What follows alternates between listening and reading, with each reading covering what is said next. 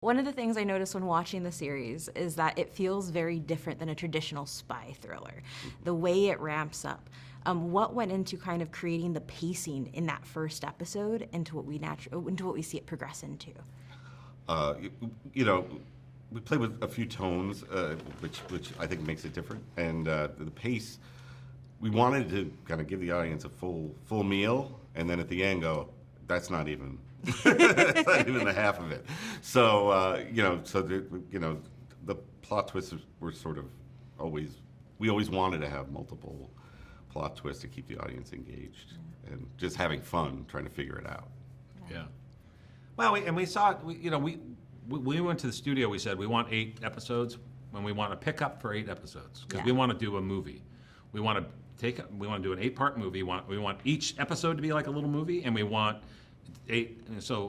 This is the first act, and so it's not really an episode. It's setting the episode. It's like just a disaster. Yeah. And so it's an episode that's everything goes wrong. Everything that the most capable man in the world, and his life just falls to crap. And that's what the first episode is. Act 1. Act 1. End of Act 1. Yeah. And what went into crafting a thriller, twists going across 8 episodes? Is it when you go into that? Are there specific ways that you write out those? Yeah, pieces? just to write the first episode, we had to figure out basically the whole season and then reverse engineer everything and parse it out. So we had a writer's room. But we had the basics going in. We had the whole thing pretty much outlined, and a lot details changed along the way, and production concerns and things like that. But yeah, it was very complicated. It was a very big whiteboard. No. Yeah, we want audiences to try to figure it out. We want them to be engaged with us. They want them to put their phone down and have fun with us. Have fun with the story. Try to figure out where we're going. Yeah, definitely. And that leads me to my last question, which is, what do you want people to take away once that last episode rolls? What do you want them to walk away from the series feeling? Nothing is what it seems, I think is probably it. And don't be careful who you give your data to. Yeah. We give them a satisfying ending. We feel the episode 8 is a satisfying ending where they get, it's not overly ambiguous. It's in the movie model. It's like a real satisfying ending. But there's enough at the end that you want to see more, and in the next season. But you're not feeling like, oh, they're just toying with me.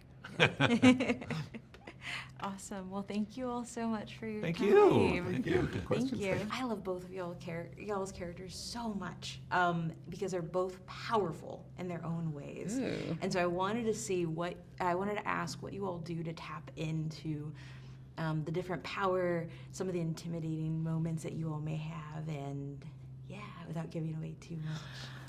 Well, I you know how I look at it? I look at it as, in the end, Haley, or my character, she's trying to survive. Yeah. And so it's that life force. It's like, I'm going to do whatever I have to do to survive. And, the show is about manipulation, deception, and so she's going to manipulate or say whatever in order to survive. So it's not even, at least in her perspective, not really about power. It's about how can I, keep myself safe and alive, Yeah, I mean, Ben tells the most enormous lie at the beginning of this story, Yeah. and then expects people to believe him from then on. It's tricky. It's difficult to talk about Ben, really. Yeah. I mean, it's a kind of cop-out for me, but it is, really. Yeah. Because if I start talking about Ben and where he's come from and what he's planning to do and why he's planning to do it, then, I'm depriving the audience of the surprise that they're going to get from episode 4 on. Yeah. Do you know? Yeah, definitely. I also wanted to ask, what do you want audiences to take away from each of your characters? whether when big moments happen or just at the end of the series? What do you want them to feel about your characters specifically? Well, obviously we want them to be entertained, and excited by it, but also to make them think,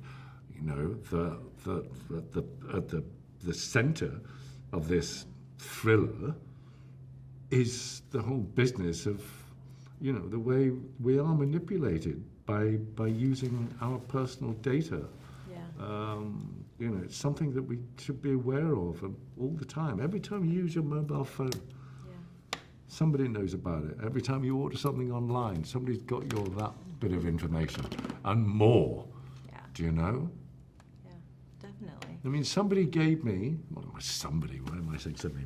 My girlfriend gave me one of those little things that you can open or close the camera on your laptop. Yeah. Oh, uh-huh. Yeah. Do you know? Yeah. And just tiny little things like that, I wasn't aware of. And so I just moved that over now. Yeah. I mean, it's alarming. So maybe people should be, a little bit frightened as well, or certainly aware. Mm-hmm. Don't you think? I agree. I agree. I also, for me, everything that Charles said, I agree.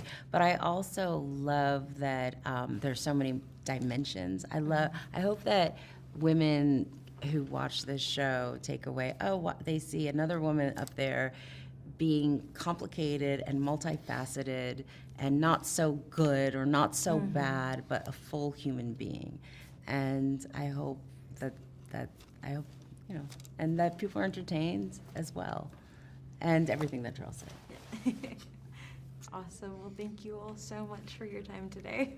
Well, thank you for coming. Thank Kate. you. Thank you so much. It is so great to see you all today. My first question wanted to be, what attracted you all to RabbitHole as a project? Well, the script was the first thing. I mean, it's a fun, smart script. You just want to keep reading it. And then I think the second thing for me was the character. I love an ambitious career woman, smart, not afraid to go after what she wants, who also is a mom and has to juggle her home life, and the sort of craziness of mixing those two things. So that's what I'd say drew me to it first. I wanted to play the Joe Maddie character. Sorry. That would be great. Season 2. No explanation. We'll just all switch around. She was Maddie. No, it's actually. I'll play Charles Dance. At the end, it's like a wavy dream sequence. Like switched characters. The script is excellent, and so that's the first thing, I got a very low verbal SAT score way back in the day, so it's a lot if I could just rip through something. Yeah. Not to say that there aren't big words in this thing. I did start reading late in life. Yeah. What about you? The character, man. I saw this is something where I can take up a little freedom and try some new stuff and be scared on set, which is a good thing, because I'm trying new things. Yeah. Well, that's awesome. I think one of the things that I wanted to ask was, what do you want audiences to take away from each of your characters? Like, whether it's after the first episode or after the last episode, what do you want people to feel about your characters once it's done? I mean, whichever way people take it, I want them to think about their own lives, and then maybe have their favorite character coming out of this. I think it's we're all so different. If you look at the cast, we are so different, in every way, and so and they've done a good job of building out all these characters where you want to know more about them. You get some idea of their life out, their professional life, and then what's going on. But that'd be nice if somebody said, hey, the intern's my favorite character. What is this? Okay. Sorry. Did I say that out loud? Yeah, I think it's just great when TV shows have strong women, in them, and this show has got 2 really strong female characters, And so, I hope that I know people will appreciate that. They're both very relatable, and it's fun when later in the series the two of them have a scene together, and that's always a blast. I agree, all the characters are so different and well drawn, and it's fun when they mix and you see what comes from these disparate people coming together. Yeah. I think I'm also a little relief from all the, because they all do a lot of, you all guys all do a lot of talking, right?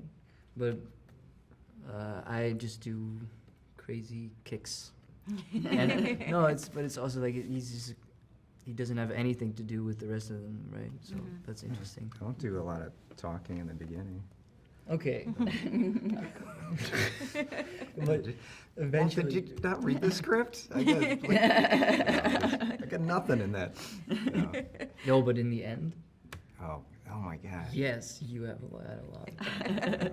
Well, thank you all so much for your time today. Thank you. Thank you. It's a pleasure to meet you.